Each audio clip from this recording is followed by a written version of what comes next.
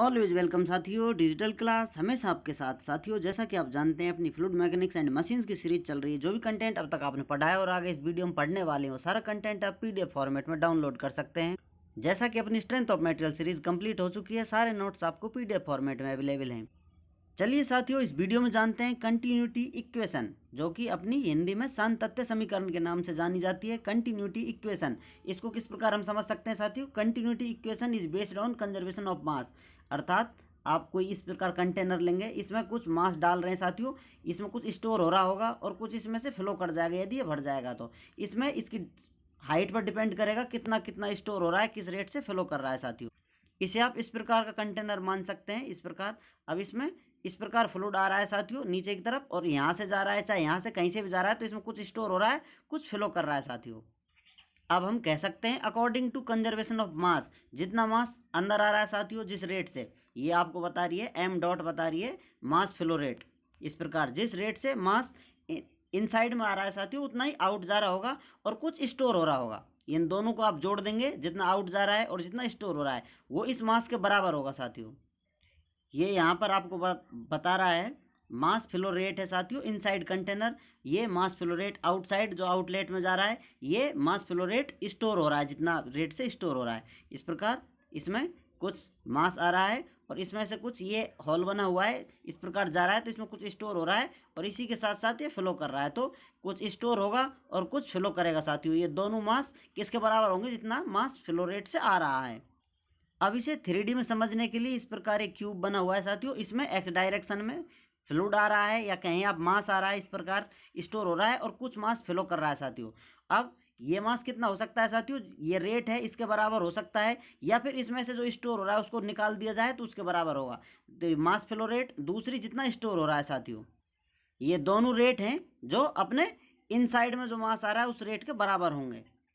अब इसे आप 3D में समझ सकते हैं। एक्स डायरेक्शन में इस प्रकार मास आ रहा है साथियों और ये जेड डायरेक्शन में आ रहा है, इसी प्रकार ऊपर से वाई डायरेक्शन में आ रहा है। अब कुछ मास इस प्रकार समझ लीजिए आप फ्लूइड फ्लो कर रहा है, मास बोल सकते हैं आप इसको, इस प्रकार इसमें स्टोर हो रहा है। अब इसमें स्टोर हो रहा है तो इसमें कुछ आउटलेट भी लगी हुई है साथियों, इस प्रकार इनमें से मास फ्लो करना भी स्टार्ट हो जाएगा इस प्रकार। तो हम according to conservation of mass, mass conservation के लॉ से कह सकते हैं mass flow rate inside and mass flow rate outside plus mass flow rate storing, storing जो रेट है उसकी, जिस पात्र में आप मास कंटेन कर रहे हैं साथियों उसकी मास फ्लो रेट आउटसाइड और जो स्टोर हो रहा है उन दोनों रेट के बराबर होगा साथियों। जितना मास आएगा उतना ही मास या तो स्टोर होगा या आउट चला जाएगा। यहाँ पर दोनों काम हो रहे हैं साथियों, कुछ मास फ्लो कर रहा है आउटसाइड में जा रहा है और कुछ स्टोर हो रहा है। अब हम इसे एक डायरेक्शन से समझते हैं पहले साथियों। एक्स डायरेक्शन की मास फ्लो रेट है अपनी एम एक्स, ऊपर डॉट लगा हुआ है साथियों, डॉट बता रहा है एम, ये M divided by D T, mass flow rate with time. Mass flow rate हो रही है साथियों इस प्रकार। अब इसमें कुछ स्टोर हो रहा है और कुछ इस साइड में जा रहा है। अब ये कितना हो सकता है साथियों? मान लेते हैं इसमें ये मास फ्लो रेट सेम ले लिए, इसमें से कुछ माइनस होगा या प्लस होता है। यदि एक्स और ये वाई और जेड डायरेक्शन से स्पीड से मास आ रहा हो तो ये प्लस हो सकता है, अन्यथा ये माइनस रहेगा। इस रेट से कम ही होगा साथियों, क्योंकि कुछ रेट निकलेगी और उसमें से कुछ स्टोर हो जाएगी। अब ये जान लेते हैं साथियों ये कहाँ से आता है। ये आपको बता रहा है change in X direction mass flow rate में। We know that M dot is equal to M dot X comma Y comma Z, ये बता रहा है मास फ्लो रेट है जो अपनी एक्स वाई और जेड इन पर वेरी कर रही है साथियों, जो कि स्पेस कोऑर्डिनेट है, अपने टाइम के साथ तो है नहीं, इसमें अपन सिर्फ स्पेस पे स्टडी कर रहे हैं साथियों, एक्स वाई और जेड। टाइम तो ऑलरेडी लगा हुआ है क्योंकि मास डिवाइडेड बाई टाइम हो रहा है, इसलिए मास फ्लो रेट को इस प्रकार डॉट से प्रदर्शित किया गया है, एम डॉट से। अर्थात हम कह सकते हैं जो मास फ्लो हो रहा है अपना उसमें एक्स वाई और जेड डायरेक्शन में चेंज आ रहा है।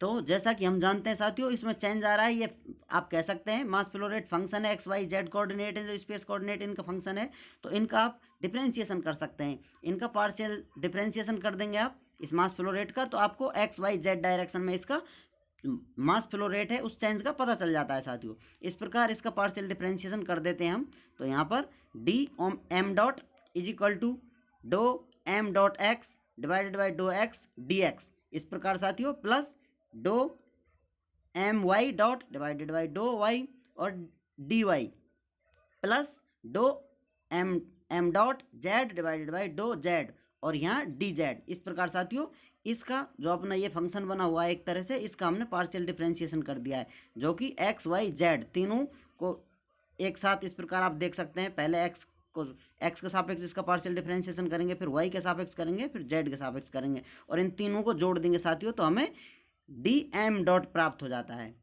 जैसा कि हम जानते हैं डिफरेंशिएशन बताता है आपको, चेंज बताता है किस रेट से चेंज आ रहा है। तो हमने देख लिया एक्स डायरेक्शन में किस रेट से चेंज है, वाई जेड किस प्रकार से चेंज आ रहा है। तो अब हम जो एक्स डायरेक्शन में चेंज आ रहा है उसका यहाँ पर इस्तेमाल करने वाले हैं साथियों। इसे ऊपर ले जाएंगे, जो अभी आपको बता रहे थे, जो मास फ्लो रेट है यहाँ से एंटर कर रही थी, तो आउट जाने के लिए साथियों इस रेट में से इतना कम हो जाएगा।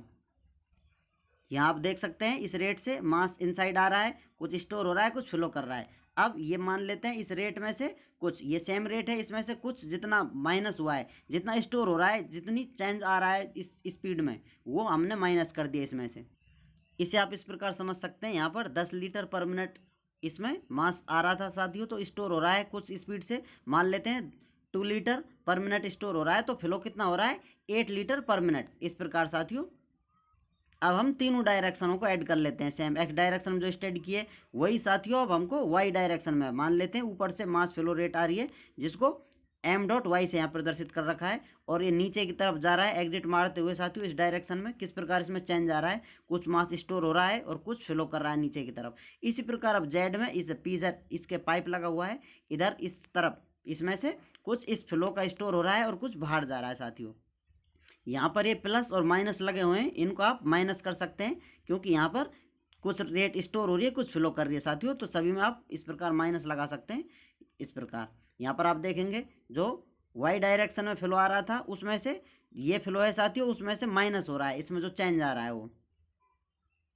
अब साथियों इसी प्रकार जेड डायरेक्शन में कुछ मास फ्लो रेट आ रहा है, उसमें से कुछ मास फ्लो रेट में से कुछ माइनस हो रहा है, जितना मास फ्लो रेट से स्टोर हो रहा है साथियों, जितना चेंज आ रहा है इतना इसमें से माइनस कर दिया है। इस प्रकार एक्स का देख लिया साथियों, तो वाई का भी देख लिया अपन ने। वाई में यहाँ आप देख सकते हैं एम डॉट वाई माइनस, ये अपना प्लस माइनस, यहाँ भी आप प्लस माइनस लगा सकते हैं, लेकिन आपको क्लियरिटी के लिए यहाँ सभी जगह माइनस लगाना, क्योंकि रेट में जो चेंज आ रहा है वो माइनस ये साथियों, क्योंकि कुछ वॉल्यूम या आप कहें मास स्टोर हो रहा है, इसमें कुछ फ्लो कर रहा है। इसलिए यदि इस क्यूब की ये डिस्टेंस dx है साथियों, ये dy है, इस प्रकार आप देख सकते हैं, और ये डिस्टेंस dz है, तो इसका वॉल्यूम कितना होगा, वॉल्यूम लिख सकते हैं dx dy dz is equal to dv, ये इस वॉल्यूम के बराबर है साथियों। और जैसा हम जानते हैं मास क्या है, rho into volume, density into volume mass के बराबर होता है साथियों।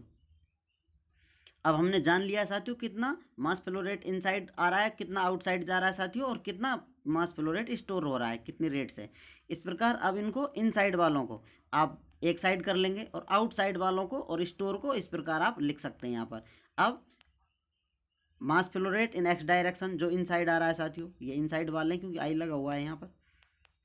मास flow rate in Y direction, mass flow rate in Z direction, ये इनसाइड आने वाला मास फ्लो है साथियों। अब जो आउटसाइड जाने वाला या स्टोर होने वाला मास फ्लो वो इधर की साइड में ले लेते हैं, क्योंकि ये बराबर होगा, जितना आ रहा है उतना ही बाहर जाएगा साथियों, या फिर कुछ स्टोर हो जाएगा।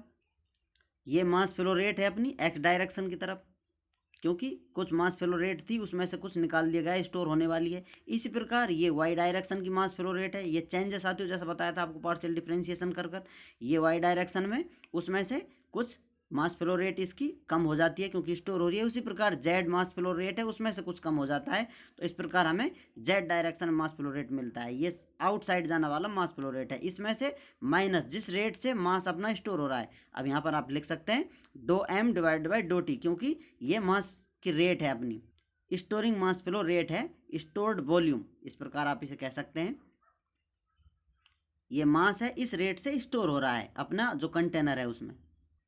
अब इस प्रकार साथियों ये अलग वैल्यू है, ये अलग वैल्यू है, और ये वैल्यू अलग है, ये में बीच में प्लस का साइन लगाओ, एक दूसरे जुड़े हुए हैं, तो इनको आप डायरेक्ट इस प्रकार कट कर सकते हैं, या फिर आप समझे इधर ले जाएंगे तो माइनस हो जाएगा, उधर ऑलरेडी प्लस का है, तो ये तीनों वैल्यू इस प्रकार कट जाती हैं।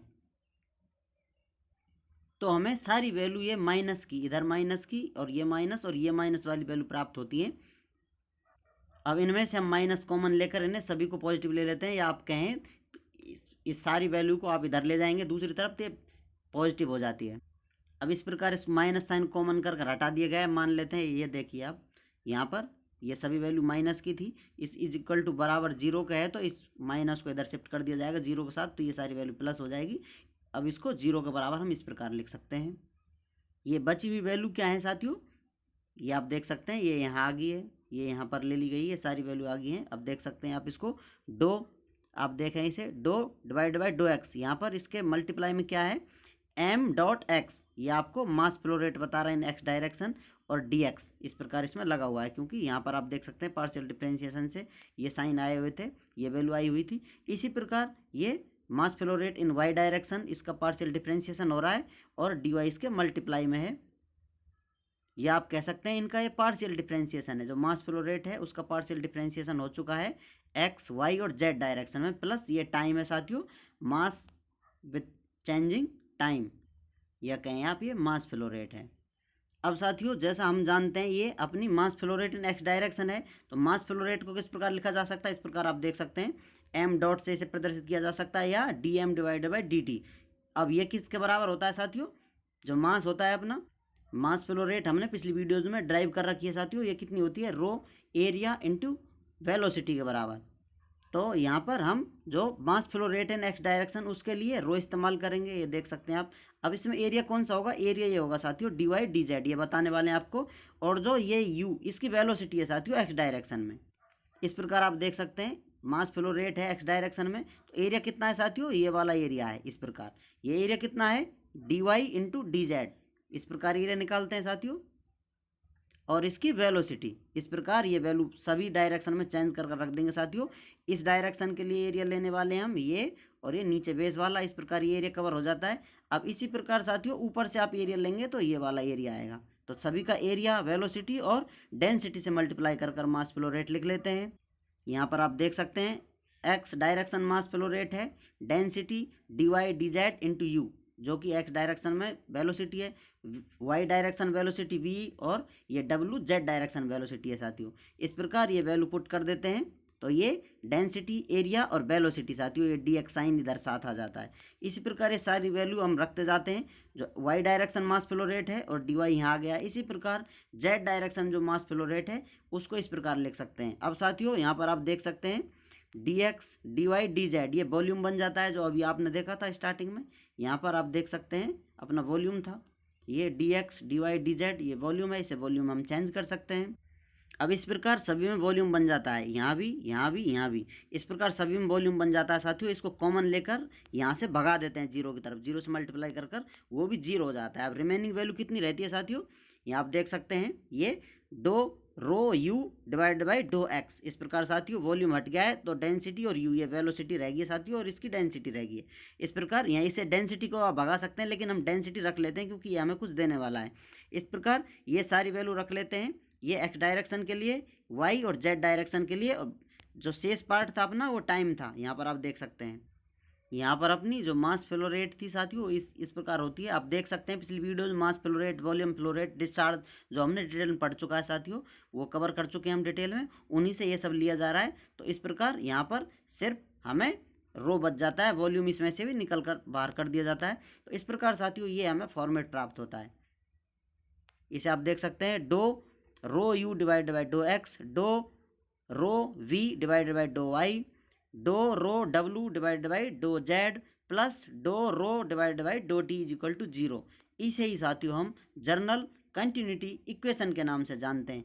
अब इसमें से भी कुछ पार्ट आप अलग करना चाहें तो इसे इस फॉर्मेट में हम लिख सकते हैं, जैसा आप देख रहे हैं यहाँ पर। ये क्या है साथियों, जो अपना रो है उसका वेलोसिटी वेक्टर है उससे मल्टीप्लाई हो रहा है, और उसका डेल वेक्टर से इस प्रकार मल्टीप्लाई हो रहा है साथियों, प्लस ये वैल्यू यहाँ पर सेम रख दी गई है इज इक्वल टू 0, ये 0 के बराबर है साथियों।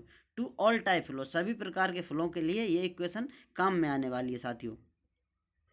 आगे जाके हम देखने वाले हैं स्टेडी अनस्टेडी या कंप्रेसिबल इनकंप्रेसिबल फ्लूइड के लिए इस प्रकार के फ्लो के लिए इक्वेशन काम में आने वाली है, वो भी हम कवर करेंगे आगे। इसलिए साथियों 3D फ्लो के लिए हम जर्नल कंटिन्यूटी इक्वेशन ड्राइव कर सकते हैं।